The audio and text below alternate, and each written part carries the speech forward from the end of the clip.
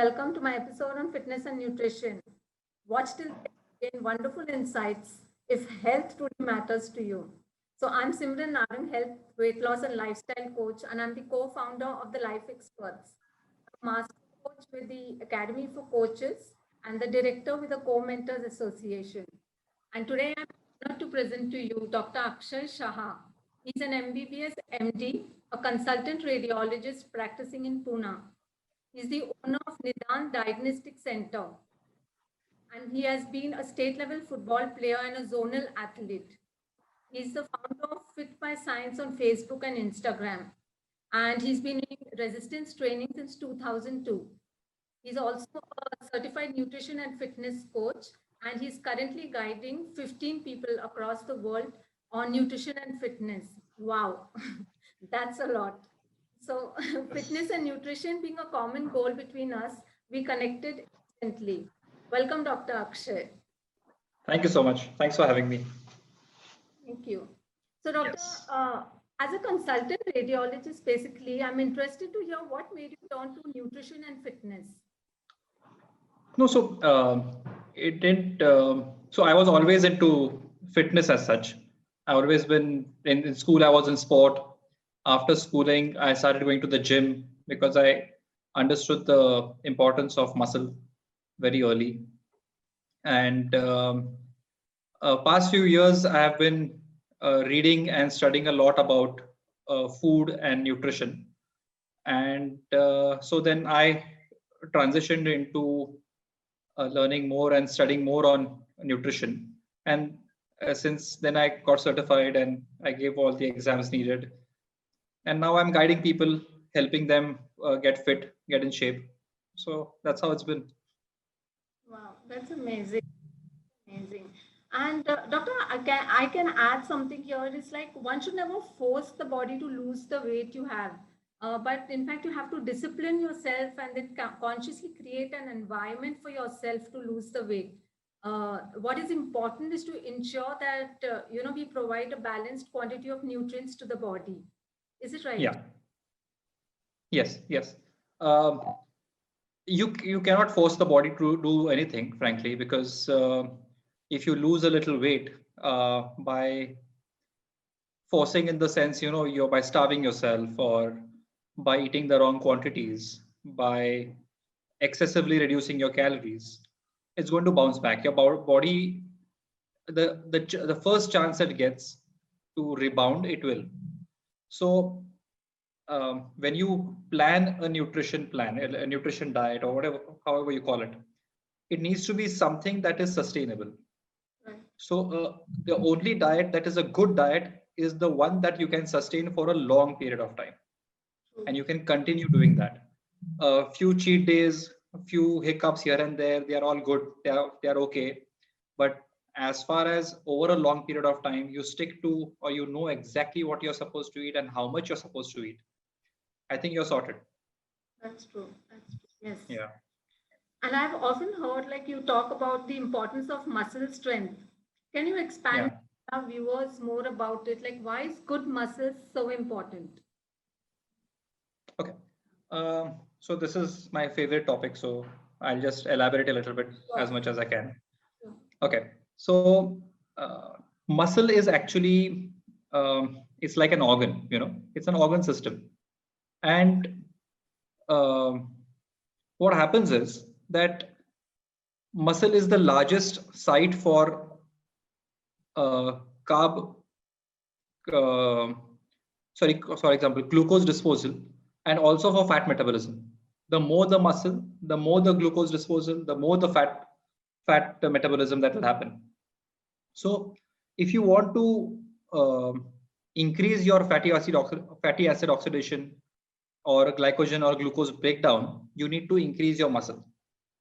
So muscle is called the organ of longevity. Okay. So the more the muscle you have, the the longer you live, the healthier you live. So that's why I insist uh, everyone on getting into a resistance exercise and to eat the right amount of protein, because without the two, you cannot maintain or grow your muscle. Right. So in fact, the as we age, we need more protein, and we need to work out more. We need to stimulate the muscle naturally. I mean, I don't believe in any anabolics or something like that. So that's how it is. Now, a lot of people have a problem in growing their muscle. They don't know how to grow their muscle, and they think it's not possible for them. So the way I tell them is that as you age, you increase your muscle protein intake and increase your resistance exercise step by step. Now, in terms of protein intake, we have to stimulate muscle, right? We have to stimulate the muscle to grow. Muscle stimulation happens in 3 ways. One is through your body hormones. Second is through resistance exercise. And third is through proteins. Now, when we are younger, the hormone levels in our body are higher. Okay. So exercise and your hormones will stimulate the muscle enough to grow. That's why not too much protein is needed. The protein is needed, but not too much. But as we grow older, the hormones, like mainly testosterone, it starts decreasing in your body. Additionally, your muscle develops a sort of resistance to the testosterone. Okay. So this is called anabolic resistance. It's basically the body is resisting itself from growing. It's an anabolic, it's an understood fact. Now, there are 3 ways to, like I said, there are 3 ways to stimulate the muscle. So if your hormone levels are reducing by the day, you have 2 things left with you now. You have exercise, like resistance exercise, and you have protein. So you need to depend on the other 2 to stimulate the muscle enough to grow. So that's what you need to do. As you age, you need to increase your protein intake, and you need to add your resistance exercise and get into resistance exercise to actually grow your muscle more, and you will live longer with more muscle. That's clear and simple how it works. This is very informative, I must say. Like all that you shared, it's really going to be extremely useful. So here, if I can also add, like how important it is to let our muscles rest post a strenuous workout, so that it recovers. Like you often hear people complain of a muscle tear or a muscle strain, and that could happen due to fatigue or overuse of an improper use of a muscle. Is it true? I mean, it's better that you exercise 5 days a week and then give rest to your body. You need rest, that's for sure. You need enough rest, you need enough sleep. Your body is in an anabolic state when you are at rest and when you're sleeping. So enough 6 to 8 hours of sleep a night is very, very important for your body to be stimulated enough to grow, your muscles to be stimulated enough to grow. And as far as frequency of workout is concerned, I typically advise 3 to 4 days of workout. I don't think anyone who is not is not competitively building their physique for a competitive sport or something. I mean, that's a different deal altogether. Most of us are, like 99% of us are doing it for generalized health and wellness. So for people like us, 3 to 4 days of workout is great. We don't need anything more. And typically what I advise them to do is separate the body parts, like do a lower body on one day, do an upper body, do a full body, mix it up as much as possible, and typically give 1 day's rest in between. Especially the newcomers, people who are doing it for the first time, they need to really take these breaks and give the body enough time and rest to heal and grow for the next workout session again. Exactly. Yeah. And like for doctor, and for those who cannot use the gym or don't have an access, like which strengthening exercises would you suggest to them that are simple yet they are beneficial at the same time? Okay. So due to the pandemic, many of us haven't been able to go to the gym. It's been very common. And I get this asked a lot of times. frankly, to what kind of exercises do I do at home. So let me define resistance exercise. A resistance exercise is basically any exercise against a resistance. So resistance could be your body weight. Resistance could be going to the gym and lifting some weights. Resistance could be, taking resistance bands, for example. Right. Anything is resistance, right? So anything with some resistance is great.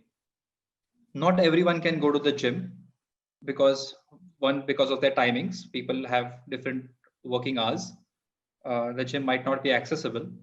So for multiple reasons.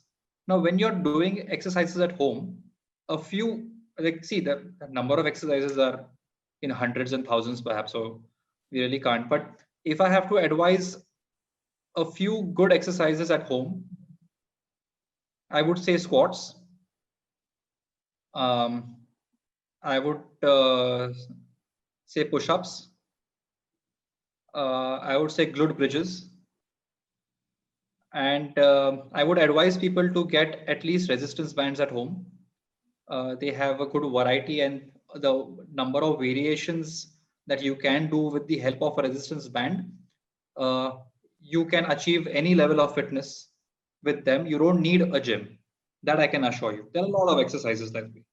But I'll be interested in knowing what are you doing and what do you advise people actually to do. Great. Actually, I'm not at all a gym person because I never like to in a closed space. For me, it's always Yeah. in the open.